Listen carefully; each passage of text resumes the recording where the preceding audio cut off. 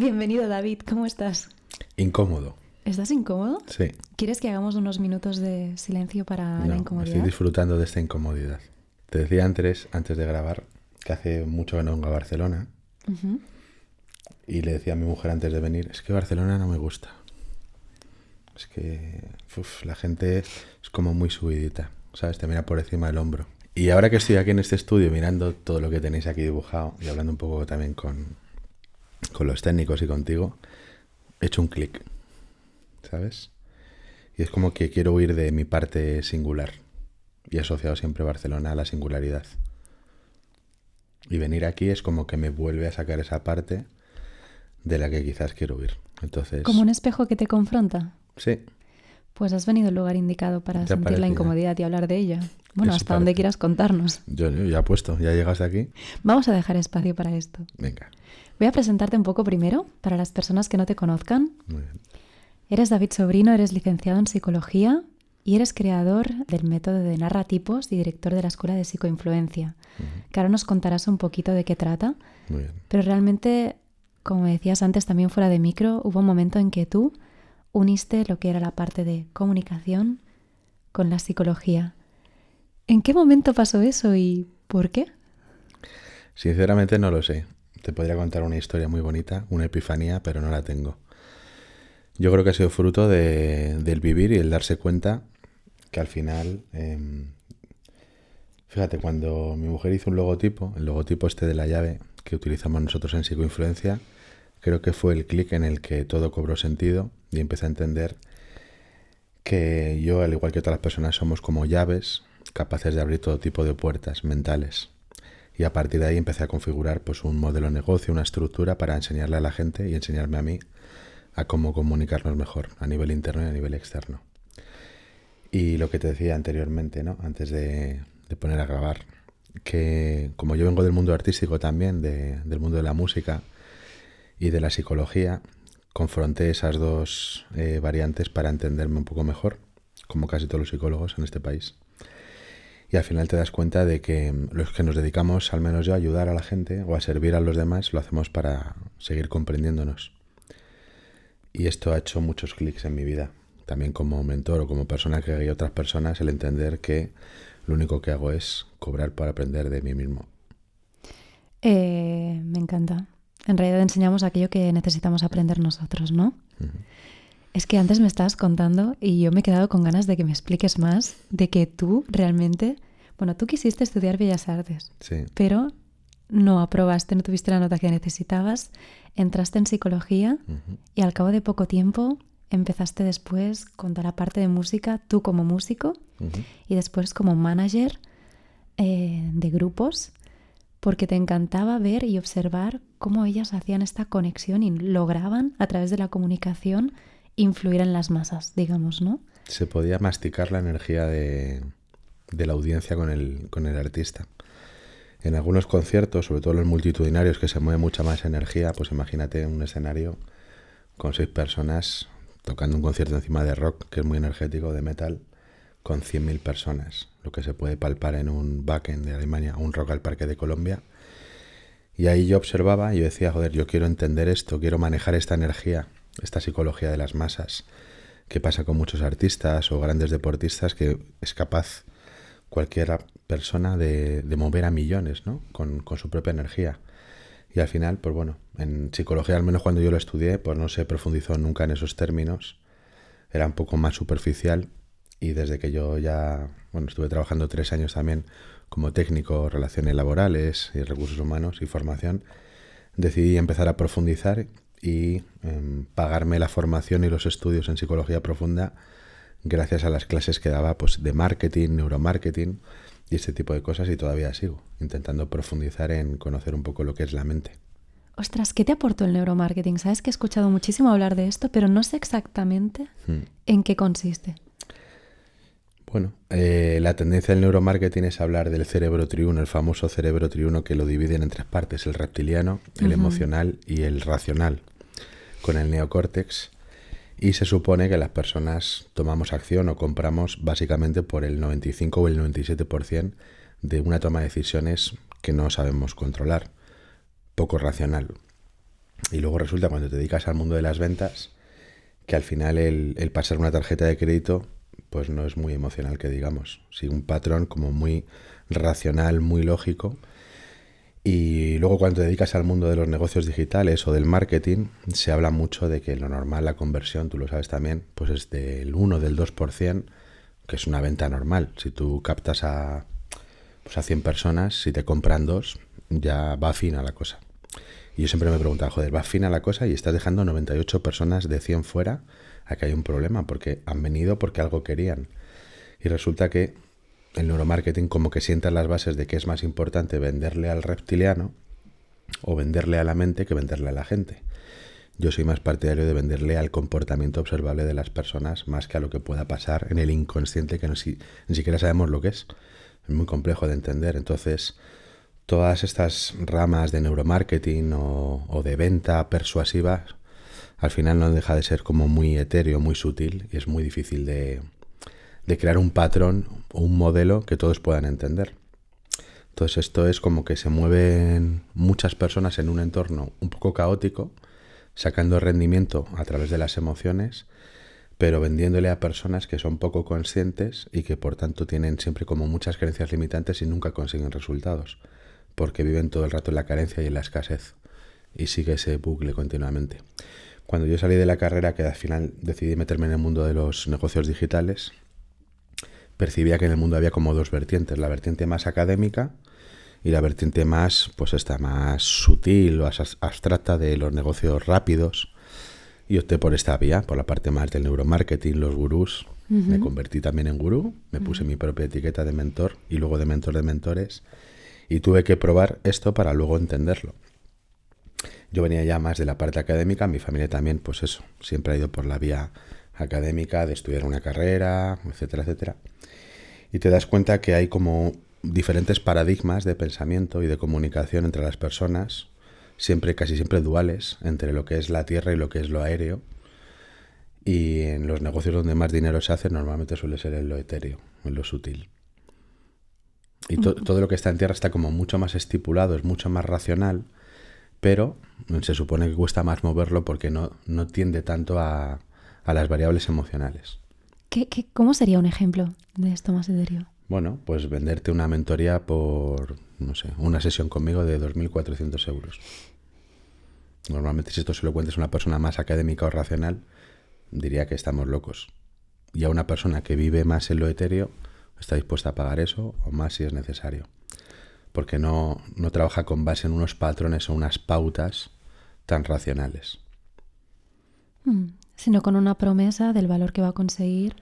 Quizás del valor que va a conseguir o quizás de lo que quiera pagarse a sí misma. De lo que quiera pagarse a sí misma. El otro día estaba en una clase con Rosa Montaña y ella hablaba de esto, ¿no? Es decir, cuando alguien no está comprando algo es porque esa persona no se está comprando ella, o sea, no se está regalando eso a ella misma. No es que no te estén comprando a ti. Realmente no eres tan importante. Así es. Al final los negocios tienden a ser como elecciones de las personas y las personas compran aquello que les hace sentirse alineado con su estilo de vida actual. Hay personas que están dispuestas a pagar miles de euros por una mentoría y hay otras que se van a YouTube a descargar tutoriales gratis. Y a lo mejor el contenido de ese tutorial es exactamente el mismo que el que te puede dar una persona en una mentoría de miles de euros. Pero la transformación solo sucede cuando la persona que adquiere ese producto gratis o pagando miles de euros es consciente de que lo está haciendo porque lo ha elegido. Sea una o sea la otra. Sea una o sea la otra.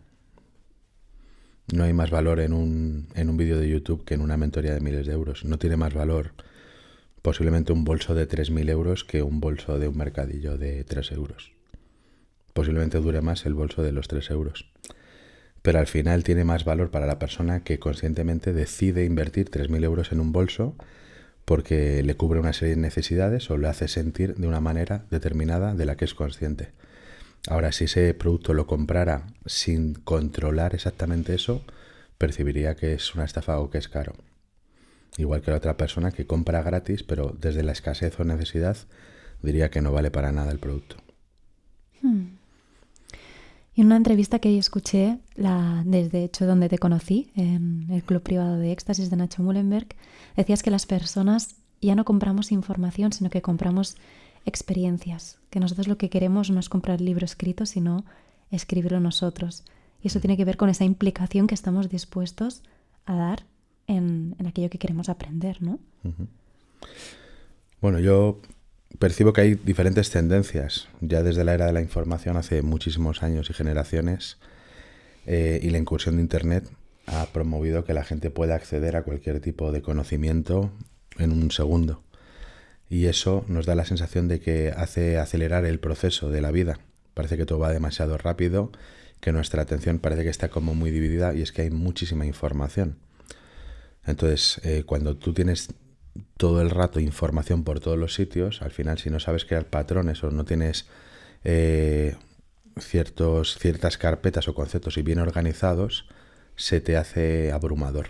Entonces las personas inicialmente hace pues algunas generaciones compraban información porque no tenían acceso a la información, y además les hacía sentir libres el pensar que estaban accediendo a la información que ellos querían. Pero llega un momento en el que te sobrepasa la información y la gente está huyendo de eso. Entonces está yéndose de esa puerta de la información, de esa estancia, a otras dos estancias, que es o la de la queja, que es quejarse de que hay mucha información, o la del disfrute, es decir, no obcecarse con qué información necesito, sino disfrutar con lo que tengo y vivir experiencias. Y también la pandemia yo creo que ha reforzado eso, la sensación de volver a tocarnos, de sentirnos, y no tanto que sea todo tan teórico, sino más práctico. A las personas que tú acompañas, me estabas diciendo antes que muchas les pasa que lo que no encuentran es su forma de comunicar, que quizás hay patrones de comunicación que han estudiado, quizás neuromarketing o otras formaciones, pero la cosa es desde dónde lo haces, ¿no? Realmente, ¿quién eres tú? Y eso es lo que quizás está fallando o no se está ofreciendo y forma parte de esta experiencia, ¿no? ¿Tú crees que esa es una clave básica para conectar con las personas a través de la comunicación? Sí, esto es como una emisora de radio. Yo creo que todos tenemos como una especie de frecuencia, como la naturaleza, ¿no? Que sigue unos patrones naturales de crecimiento, un panal, espirales, hexágonos, esferas. Nosotros somos también naturaleza y seguimos un patrón. Y a nivel comunicativo exactamente el mismo. Y cuando intentamos modelar el patrón de otro, sin saber desde dónde lo hace y por qué lo ha construido, al final nos quedamos en la superficie y nunca vamos a tener el mismo resultado que ha tenido esa persona. Entonces estamos en una sociedad en la que compramos todo el rato métodos y fórmulas de terceros, porque pensamos que como les ha funcionado a esos terceros, a nosotros también nos va a funcionar, y no es el caso. Lo podemos utilizar, y creo que está bien, para entender cómo estas personas han llegado a crear esos patrones, desde dónde lo han hecho, para modelar esa arquitectura y construir la nuestra propia. Esto es como si tú te vas a comprar una casa. Normalmente la gente compra las casas diáfanas y las quieren decorar ellos. Raro sería que la persona dijera: ay, me encanta esta casa, lleva 20 años decorada, era de otra familia. ¿Os la quedáis tal cual? Sí. No quiten ni los cojines ni las sábanas, no lo quedamos. La gente quiere un espacio, una arquitectura que le dé cierta seguridad, pero para luego decorarla. Entonces, si yo puedo observar cómo otras personas han decorado su casa y entender que se pueden poner cuadros, armarios, sofás y demás, puedo entender que yo puedo poner también cuadros y sofás, pero a lo mejor no tiene que ser el mismo. Entonces, la clave de los patrones es entender que siempre nos movemos con unas estructuras y no en el caos. El caos es absolutamente todo, pero hasta que tú no aterrizas el caos, te cuesta tener seguridad. Y una persona insegura siempre necesita la seguridad de otra que a lo mejor ya ha creado el patrón. En el mundo de las ventas, si puedes observar, la gente que tiene verdadero impacto siempre tienen un modelo o un patrón que han seguido. Igual que los escritores tienen que escribir un libro para que el libro salga adelante. Y las personas que no tienen un patrón creado, que viven en el caos, siempre están dependiendo de meterse en el patrón de otro. Es como si esto fuera una gran ciudad, donde hay muchos seres humanos que tienen su casa comprada o alquilada, y el resto de personas son viandantes que están por fuera intentando buscar cobijo. En el mundo de los negocios pasa eso. Entonces los compradores al final suelen ser las personas que están paseando por un barrio y compran a los vendedores que ya tienen una estructura creada. Si yo me quiero convertir en vendedor, pues a lo mejor puedo copiar la estructura de esa persona que ya tiene su casa e intentar vender la casa. Pero cuando venga un viandante dentro, ni siquiera sabré explicarle qué hay detrás de los muros, porque no lo he creado yo. No sé desde dónde lo hizo la otra persona. Entonces, así funcionan para mí las redes sociales. Son como centros comerciales o barrios donde la mayoría de la gente está paseando y los demás están intentando invitarles a su casa. El problema es que las oportunidades que hay en las redes sociales de convertirte en vendedor y poder construir tu casa hace que hoy prácticamente en cada plataforma la mayoría de gente sean vendedores.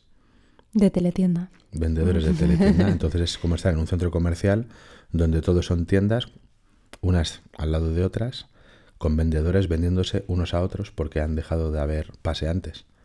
Porque los paseantes se han convertido en vendedores. Entonces al final te estás comprando a otra persona constantemente. Entonces la gente ha dejado de disfrutar, ha dejado de ir a los centros comerciales a pasear o a las redes sociales, a lo que es una red social inicialmente.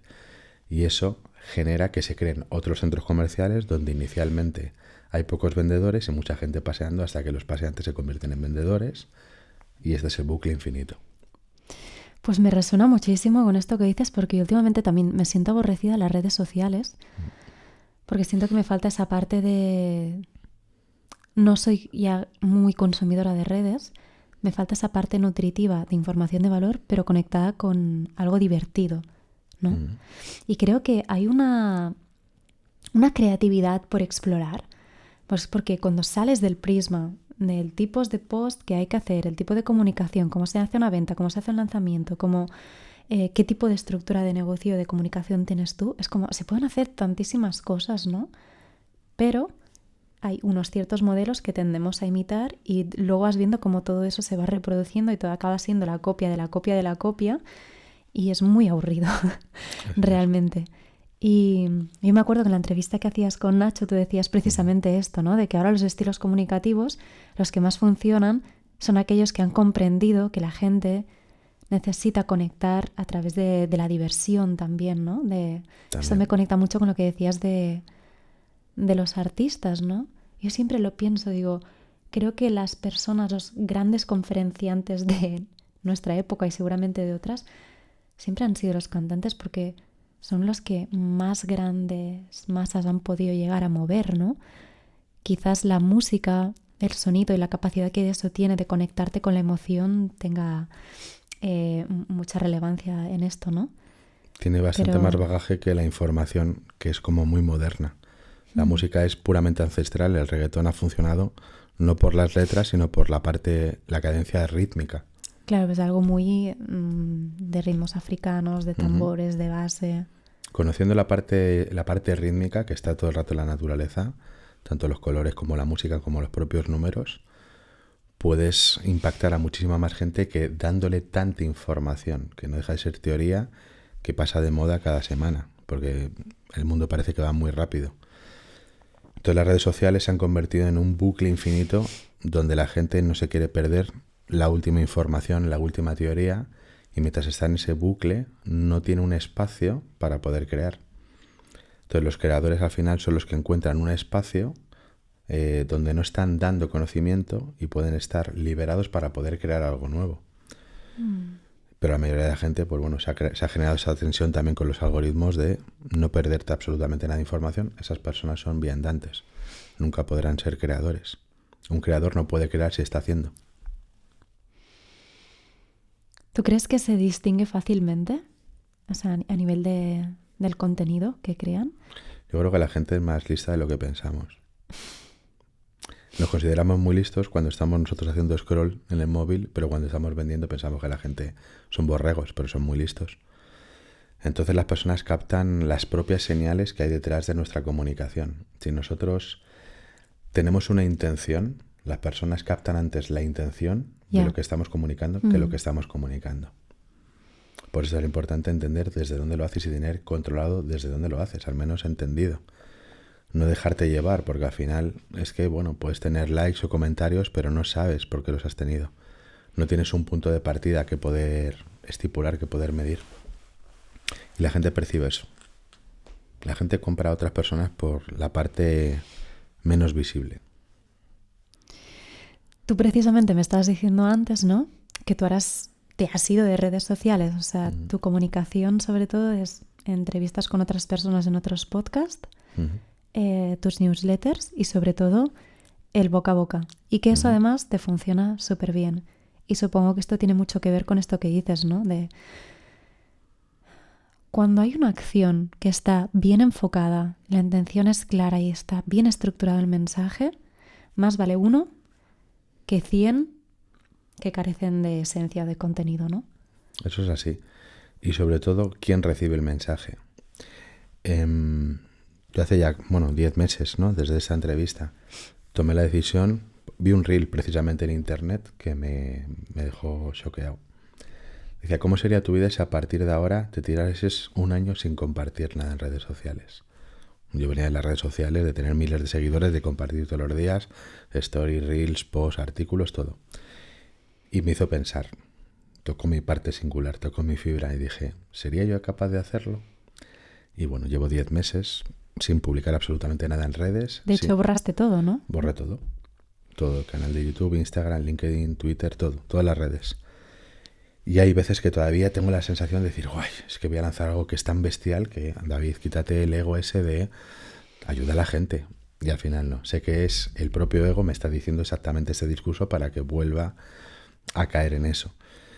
Y bueno, han sido meses de muchos aprendizajes, de tener miles de seguidores a chocarte con la realidad y saber que a lo mejor 200 personas de 30 a 40.000 personas son las que realmente han comprendido el mensaje y vienen a otro mundo, ¿no?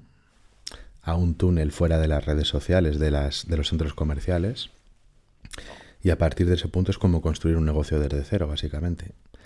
De venir a hacer lanzamientos, pues eso, de billonarios, de impactar a mucha gente, a empezar desde cero, a ser visible. Y en las redes sociales, el día que desapareces nadie se acuerda de ti. O sea, a no ser que te mueras, que igual te ponen un post un par de días en Facebook, pero normalmente hay tanta información que no eres tan importante.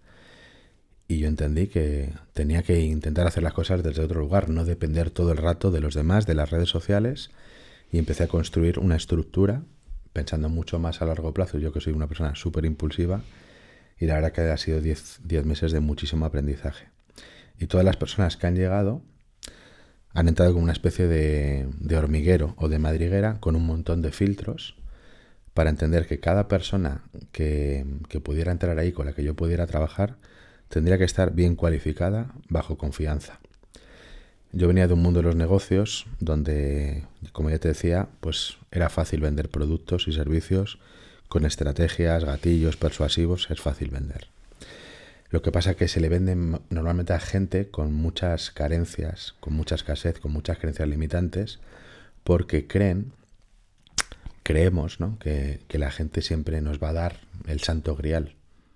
Nos va a prometer que si hacemos esto al pie de la letra vamos a impactar, generar cifras, tener una vida mejor, transformarnos. Y eso está bien, no digo que no suceda, sucede.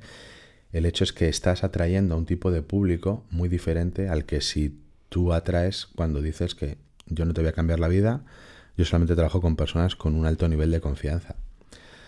Y ahí el pensamiento contraintuitivo es, bueno, si una persona tiene alto nivel de confianza no tiene por qué comprar. Y si el mundo fuera así, las personas que tienen un gran impacto no tendrían mentores, no tendrían maestros, ni siquiera leerían o seguirían aprendiendo. Y todas las personas necesitan aprender. Entonces, el haber elegido a personas más cualificadas y con un alto nivel de confianza ha logrado que yo no tenga que prometer nada, ni generar la responsabilidad de salvarle la vida a nadie, sino que yo voy a aprender de ellos. Y encima van a pagarme porque yo aprenda de ellos. Aunque yo tenga la etiqueta de su mentor, ellos son los que me están enseñando a mí. Y hay gente que necesita, de una vez por todas, pagar por enseñar a otros. Entonces eso a mí me explotó la cabeza. Cuando entendí ese nuevo paradigma en el que la gente necesita hablar, necesita compartir y mostrar su valía y no estar otra vez sentado en un pupitre esperando que un gurú le diga lo que tiene que hacer, siguiendo su patrón. Y eso es lo que generó un alto nivel de confianza perpetuado en las personas y el boca a oreja, porque las personas que confían en sí mismas tienen más resultados, se pasa del 2% al 100% de resultados Y una persona con resultados y confianza le dice a otra persona lo que ha hecho y vuelve a traer una persona más confiada. Y es la mejor estrategia de marketing realmente, el boca a oreja. No es de ahora, es de toda la vida. Me parece súper interesante esto que dices. Y el otro día lo he hablado con un amigo mío, que él es cineasta y también trabaja como en marketing, ¿no? En publicidad. Y me decía, estoy un poco harto de ver promesas de valor de personas que sobre todo trabajan en desarrollo psicoespiritual. Bueno, hay muchos ejemplos distintos, ¿no? Pero hablando de manifestación, o vas a conseguir facturar 10.000 euros en este tiempo. Y él me decía, es que se están aprovechando de dolor de personas que realmente pues están en una situación quizás complicada, puede que otras no, ¿no? O que realmente viven una disociación grande o un dolor y lo que necesitan quizás es o un acompañamiento psicológico que les ayude precisamente a ir estableciendo las bases de esa confianza en ellos mismos, ¿no? O de saber que no es mañana voy a facturar 10.000 euros, sino que poco a poco voy a ir conociendo los sistemas y me voy a ir conociendo mejor como profesional y voy a tener más experiencia para poder generar un negocio que facture eso o más o menos de lo que yo quiera, ¿no? Y me decía que realmente lo que estás haciendo con este tipo de mensajes es atraer a personas que tienen un nivel de conciencia X sobre un problema, pero sobre todo que les falta mucha información. Y que eso era una manipulación. Y aquí vamos a entrar en otro tema que yo te lo había contado que me parece súper interesante, y es como realmente cuando tienes un altavoz grande, ya sea porque tienes unas redes sociales grandes o como persona pública llegas a mucha gente, lo que sea, tu nivel de responsabilidad es muy grande también porque tu nivel de influencia lo es, ¿no? Y es como, ¿cómo diferenciamos aquellos mensajes que son manipulativos, que usan ese poder precisamente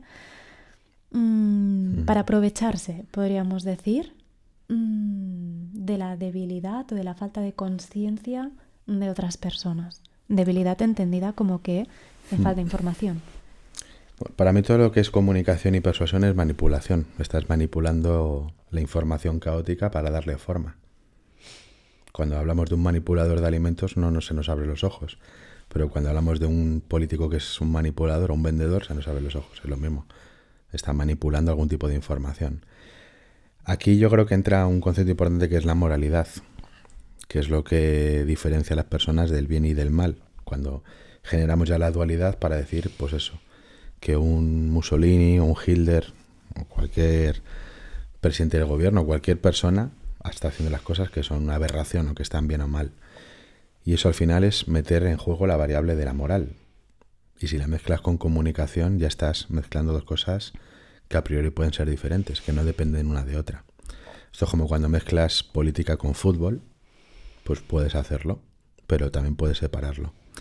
Yo creo que esto depende más bien de la persona que está recibiendo el mensaje, más que de la propia intención del vendedor o del presidente o del comunicador.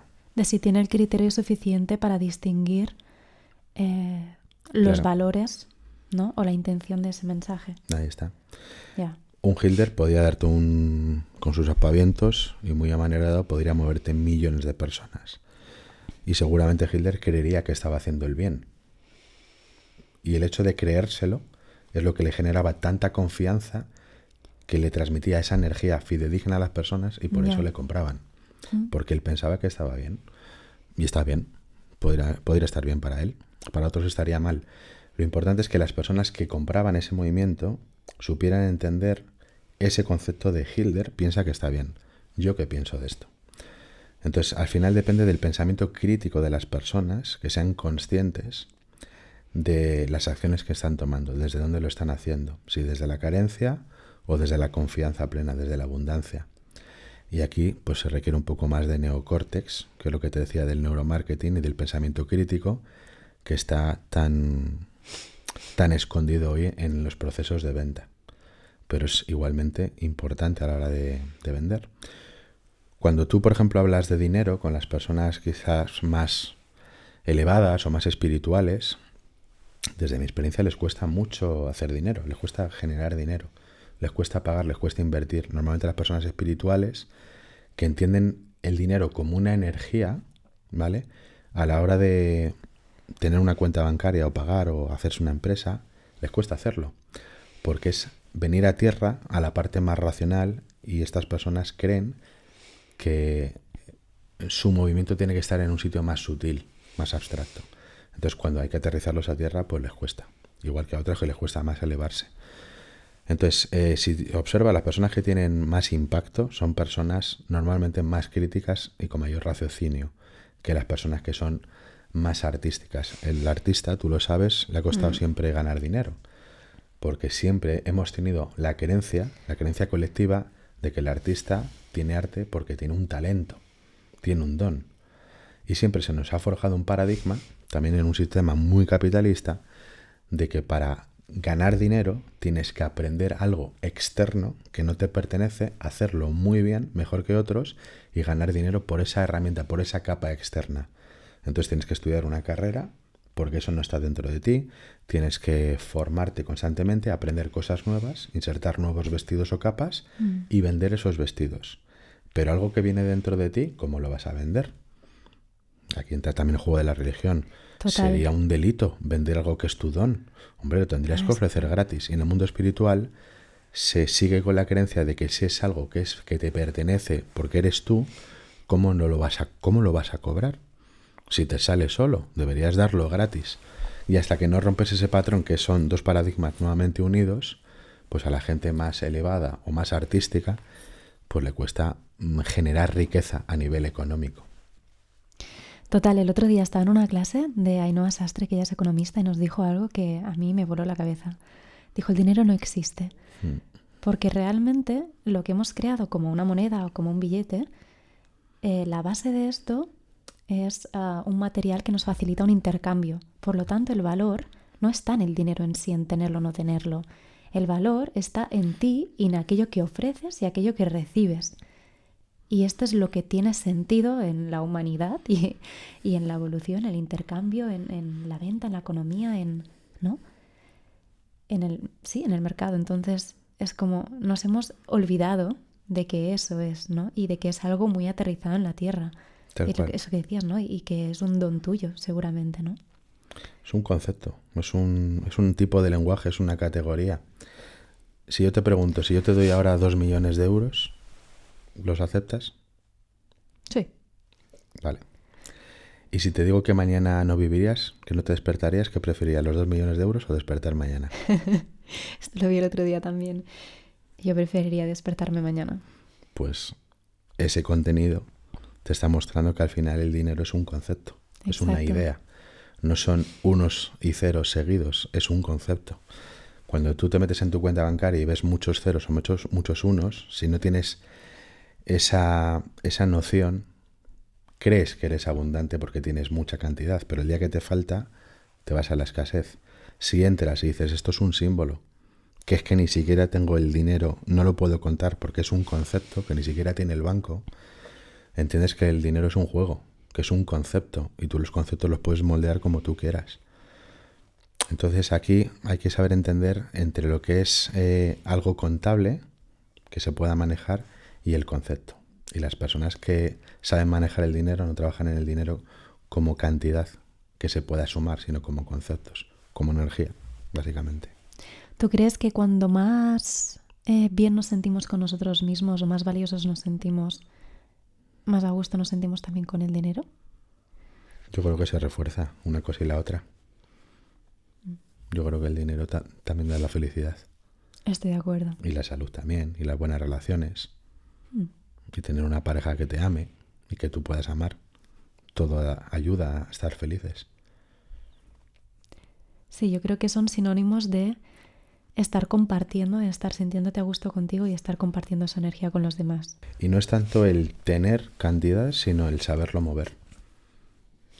Hay personas que son más felices sabiendo que pueden mover el dinero, que hoy pueden tener dinero y mañana no, y volver a generarlo, que personas que se guardan el dinero de forma estática, y esa sensación de estar estático va en contra de la propia naturaleza. La naturaleza siempre está en movimiento. Si no, se coagula o se pudre. Y el dinero pasa exactamente lo mismo. Entonces las personas que realmente son felices son personas que, al igual como en las relaciones o con otras cosas, todo lo vinculan al movimiento. no a la cantidad de dinero. Todo el rato, mientras estamos hablando, me está viniendo un ejemplo de esta conexión, de este movimiento del que hablábamos también. Hace unas semanas fui a, creo que era Razmataz, en la sala de aquí de Barcelona, a ver un concierto de Feist. Yo lo había escuchado, un amigo me invitó, pero yo no lo hubiera ido a ver en directo, ¿no? Pues te lo prometo que es uno de los mejores conciertos que he visto en mi vida. Y era porque yo creo que ella comprendía muy bien cómo crear esta conexión con el público. De primeras, el escenario ya no era en un sitio focalizado a la derecha, después a la gente al lado, no. Ella puso el escenario en medio del público, pequeñito, mientras todos los demás lo rodeaban. Empezó a hablar a las personas, a mirarles a los ojos a cada uno, y sacó una pequeña cámara como una GoPro y se la dejó a una persona para que esa persona, mientras ella estaba cantando, fuera a enfocar a las demás personas del público, y eso se proyectaba en una pantalla Totalmente. que estaba en el escenario. Por lo tanto, ¿quién estaba en el escenario? El público.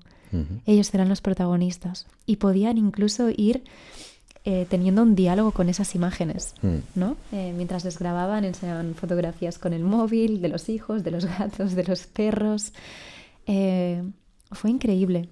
Y la ovación final de ese concierto fue espectacular. Y yo también me pregunté eso, digo, ¿qué es lo que hace, no? Que consigas esta comunión, esta comunicación. ¿Cuáles son esas llaves para que nuestro mensaje, aquello que queremos decir, sea un mensaje eureka, aquel que conecta, emociona y vende a la vez? Qué profundo. A ver, para separar el momento eureka.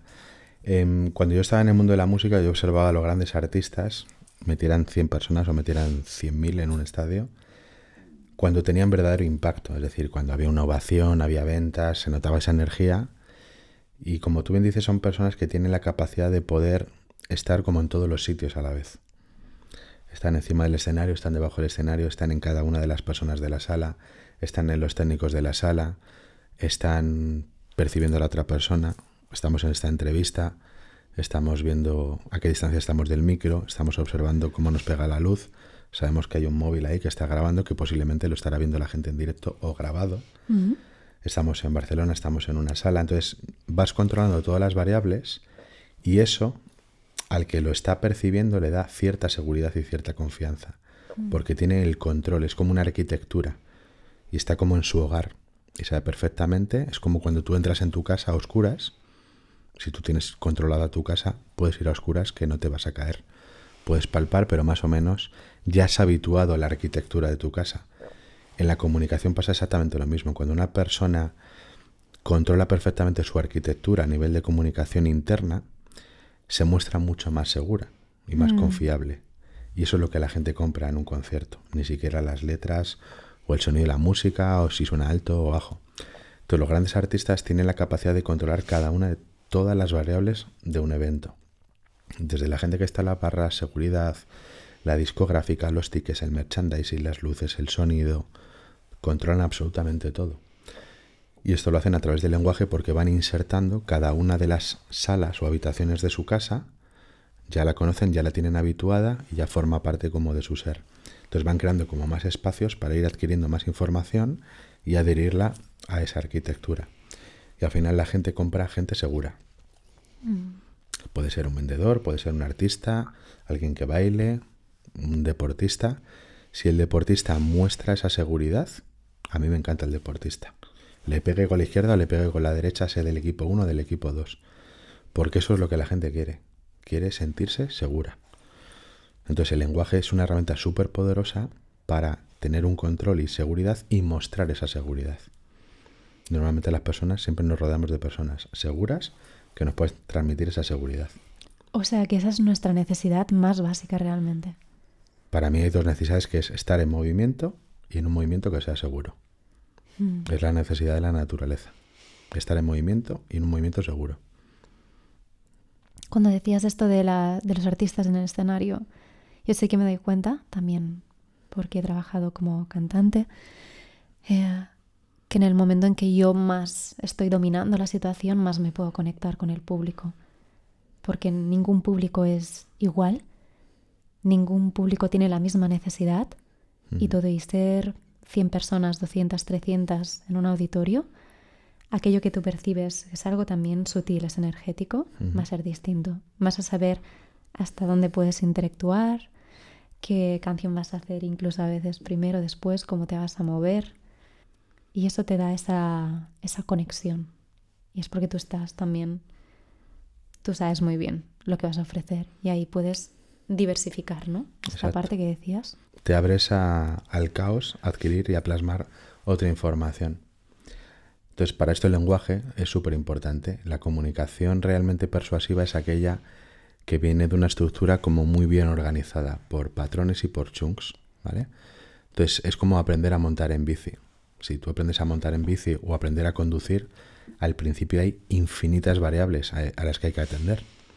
Y cuando ya conduces, cuando pasan los años, básicamente te estás olvidando de que estás conduciendo, porque toda esa información se ha transformado en datos y en datos organizados e insertados también a través de la experiencia, de la repetición y del aprendizaje consciente, de los errores que has cometido, ¿no? Entonces eso pasa a una parte, llámalo inconsciente, donde está ahí presente como si fueran luces en serie, bombillas, y cada vez que tú actúas y dices, vale, voy a subir a alguien de copiloto o voy a ponerme un alerón en el coche, es una nueva bombilla que tienes que activar y unificar a las que ya tienes unida. Entonces vuelves a crear una red que se va expandiendo. Entonces un artista, cuando tiene controladas todas las variables, se puede permitir el lujo de bajarse del escenario, interactuar con la gente, porque las demás variables ya las tiene insertadas, ya las tiene controladas. Tú lo sabes, cuando una persona tiembla al hablar en público, es porque para ella hay infinitas variables. Entonces ven a cada persona como un grupo de células, de moléculas, de átomos, imagínate. Entonces hay infinitas variables. Yo no puedo controlar tanta información. Me satura tanta información. Entonces, si tú ves al público como si fuera un solo ente colectivo, tú te puedes dirigir al ente colectivo. Es como cuando das una masterclass, tienen 1000 personas en un Zoom, ¿no? Pues si tú tienes que atender a cada una de las 100 personas, cuando tú te estás dirigiendo a una de ellas, las demás están diciendo, y a nosotros nos tienes olvidados. Entonces es importante crear como un avatar o un ente colectivo al que dirigirte. Entonces creas como un espacio, como una especie de triada entre tú, el público y ese tercer elemento, y la gente pone foco en ese tercer elemento y tú también. No tienes que confrontar con cada una de las variables. Entonces, ir creando esta estructura mental es una comunicación interna que te permite tener más huecos para ir adquiriendo más variables y hacerlo con total seguridad. Y la gente dice, wow, cómo parece que improvisa, qué seguridad tiene, me encanta. Y si la gente, tú le preguntaras, ¿y qué acaba de decir? Posiblemente te diría lo primero que dijo o lo último, por recuerdo de corto plazo. Pero al cabo de una hora ya se le ha olvidado. Lo único que guarda es cómo te ha hecho sentir la persona al hablar. Si es una persona confiable, te ha transmitido confianza, perfecto, me quedo con esa persona. Entonces no se trata tanto de la información que das ni el contenido que das, sino desde dónde lo haces y cómo lo haces. Y que la mejor improvisación es aquella que está preparada realmente, ¿no? Así es. Tiene que tener una arquitectura para luego poder redecorar la casa como tú quieras. David, muchísimas gracias. Me quedo con la idea de que realmente para dominar el arte de la comunicación uno tiene que sentirse muy seguro, y para eso debe conocerse y conocer muy bien las estructuras que le van a ayudar a crear ese mensaje. Así es. Hay 2 preguntas que hacemos siempre a los invitados de este podcast. Dispara. La primera es, ¿cuál es tu momento mala persona? Bueno, mala persona. Dejando un poco la moralidad fuera, te diría mi momento inconsciente o menos consciente. Precisamente este del que te hablaba de ponerme a vender para hacer cifras y facturar sin tener en cuenta desde dónde lo estaba haciendo y a qué personas estaba atrayendo. En vez de crear al cliente extraordinario, estaba captando, estaba en modo cazador y no era consciente de lo que estaba haciendo. Tuve que hacerlo para entenderlo, integrarlo y poder optimizarlo. Entonces, bueno, fueron casi 2 o 3 años de mi vida, pues de cara afuera como muy exitoso, pero por dentro no dormía tranquilo, porque sé que había algo en mí que no estaba siendo congruente o coherente con algo dentro de mí. Gracias. A ti. Y si tuvieras que tener una conversación incómoda, David, con una persona que puede ser alguien que conoces, alguien que no, un personaje de libro, de película, ¿quién sería y qué le dirías? Sería mi madre. Y le diría que la amo. Nunca se lo he dicho. Nunca se lo he dicho. El otro día tenía una conversación con uno de mis hermanos. Nos juntamos los 4 hermanos que somos. Yo soy el pequeño de 4 hermanos. Y mi hermano Víctor decía, madre mía, cómo me he sentido, ¿eh? Hay que repetir esto más porque nunca me había pasado esto. Y para mí fue como una conversación normal de las que tengo yo con mi gente, ¿no? Y decía, joder, es increíble, mi hermano que tiene ya más de 50 años, nunca había quedado a cenar con sus otros hermanos a hablar de emociones, de sentimientos. Y eso obviamente viene arraigado por mi lado familiar, por mi madre y por mi padre. Y empezaron a salir cosas de mi infancia que yo ni siquiera conocía. Entonces, bueno, el tiempo avanza y antes de que mi madre se muera o me muera yo antes, sí que me gustaría decirle te amo y que se expresara y que me pudiera expresar yo también. Muchísimas gracias por compartir esto. Deseo que se pueda dar ese encuentro. ¿Tus padres viven en Madrid? Sí. ¿Viven juntos? Uh-huh. Una cena familiar podría ser un buen momento. Podría ser, sí. Quizás el 31 de diciembre sería un buen momento. Las Navidades siempre son un buen momento para estas cosas. Total. Bueno, pero al final, mira, como el otro día, no se trata tanto de hablar, sino de sentir. A lo mejor un silencio o un abrazo simplemente vale para decir te amo o dar explicaciones. Tengo un amigo con el que estuve haciendo varios años de terapia de conciencia psicocorporal y un día nos contó la experiencia que decía que en su casa no eran muy de dar abrazos ni de expresar las emociones. Ellos sabían que se querían, pero esta parte no la compartían de esta forma física, ¿no? Y un día él reflexionando decía, es que me gustaría que me abrazaran, ¿no? Y la persona que nos estaba acompañando, mi terapeuta en aquel momento, dijo, ¿y por qué no les abrazas tú? Y después nos fue contando cómo fue yendo el proceso, ¿no? Dice que la primera vez fue muy raro, el que él era como, ostras, me están abrazando, aquello que te quedas quieto y dices, bueno, tengo que hacer algo, ¿no? Sí. Pero que él instauró ese hábito, digamos, y después eso fue creciendo, o sea, como una necesidad ya más familiar. Claro. Se lo pedían, ¿no? Y algo se fue convirtiendo más en una normalidad, el abrazarse. Y decía, ostras, ahora cuánto lo disfruto, ¿no? Qué necesario es para mí esto ahora, ¿no? Pero bueno. Aprendió a montar en bici corporal. Sí, exactamente. A mí me cuesta muchos años, ¿sabes? Tengo que poner muchos ruidines en el ámbito corporal y en las emociones para aprender en la mente, pues todo lo que quieras. Y lo he entendido gracias a trabajar con otras personas.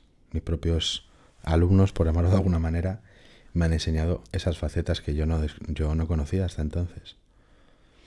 Entonces al final es como si podemos fragmentar, ¿no?, nuestra esencia, diferentes partes, emocional, mental, corporal, espiritual, entender en qué lugar estamos, si somos más o menos aprendices, y empezar a practicar y a rodar. Estoy muy de acuerdo. Y ver también la congruencia que hay entre esas áreas. Y que al final las personas, cuando queremos comunicar y queremos hacerlo desde la confianza, ¿no?, abiertos, tienen que estar, como tú decías antes, ¿no?, todos los canales abiertos para que fluya la energía. Si hay un canal tapado o hay una puerta cerrada, por más el logotipo que hagas de psicoinfluencia, no vas a generar psicoinfluencia. Se trata de mantener una coherencia en todas las áreas, ¿no?, que componen tu esencia o tu ser. Y eso es lo que la gente compra. El flujo de energía, cómo se mueve. Totalmente. Fíjate que yo, cuando vienen personas que en las mentorías que me piden ayuda por la parte de voz y comunicación, y les pregunto, ¿no?, ¿y por qué has decidido que yo soy una buena persona para acompañarte a ti, ¿no? Y es porque lo que me dicen mucho es que ven esa coherencia, ¿no? Entonces yo me doy cuenta del proceso que yo he dado y en el proceso en que les puedo acompañar, y precisamente tiene que ver con esto, que es cuanto más transparente yo puedo ser conmigo mismo, cuando yo más me puedo acoger emocionalmente, cuanto más yo puedo estar abierto a compartir aquello que me pasa, si es con el tacto, si es con la palabra, más voy a transmitir esto a los demás también. Entonces el proceso es primero para con uno mismo Y ese vínculo con los demás también se va trazando en ese proceso, ¿no? Así es. David, muchísimas gracias. Tengo que decir también para terminar que ya hemos comentado en otros episodios, pero Ana Rossell y yo hemos creado un curso de comunicación y voz que se llama Expándete, que va a ser desde este próximo febrero de 2024 hasta mediados de abril. Son 10 clases espectaculares con profesores y mentores maravillosos. Hay uno que me encanta. ¿Eh? Que hay uno que me encanta. ¿Quién es? Ah, de verdad. Habrá varios entonces. Habrá varios. Tú vas a ser uno de ellos. Y yo tengo muchísimas ganas de dar esta clase contigo, tengo muchas ganas de seguir aprendiendo también. Y nada, nos vas a hablar también de psicoinfluencia, ¿no? Un poco lo que hemos hablado hoy, pero... Tengo previsto lanzar el libro de psicoinfluencia ya por fin en ¿de verdad? 2024, porque cumplo 42 años y para mí es como un año muy simbólico. Así que va a ser un año, sí, donde voy a poner toda la carne en el asador en esa parte, y creo que el curso o el máster que vas a realizar va a ser muy productivo para la gente, pues eso, ¿no? Que quiere abrir sus canales, quiere comunicar desde la congruencia, quiere tener un impacto más allá de las herramientas que utilice, de los productos que venda, y mostrarse así para que la gente que vengan a ellos vengan con la noción de realmente haber elegido con consciencia. Creo que no lo podría haber explicado mejor. Gracias. Por cierto, ¿ya tienes editorial para el libro? No sé si lo haré yo mismo o con a lo mejor alguna lo te editorial. publicas. Bueno, yo voy a ser la primera persona que te va a comprar este libro. Seguro que voy a aprender muchísimo. Igual cada vez que te escucho converso contigo. Ha sido un verdadero placer. Igualmente. Así que muchas gracias. Muchas gracias. Y nada más. Hasta aquí el episodio de hoy de Verdades Incómodas. Un espacio donde siempre decimos que para tener relaciones sanas necesitamos tener conversaciones incómodas. Hasta pronto.